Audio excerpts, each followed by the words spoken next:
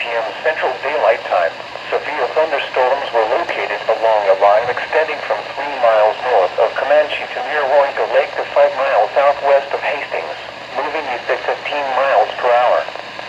Hazard, 60 miles per hour with gusts and quarter-size hail. Source, radar indicated. Impact, hail damage to vehicles is expected.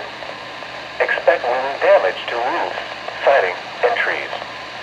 Locations impacted include Duncan, Warrega, Comanche, Gray, Belma, Hastings, Addington, Warrega Lake, and Empire City. For your protection, move to an interior room on the lowest floor of a building. If on near Warrega Lake, get away from the water and move indoors or inside a vehicle.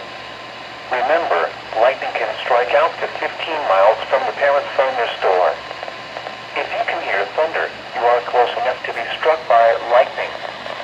Move to safe shelter now. Do not be caught on the water in the thunderstorm.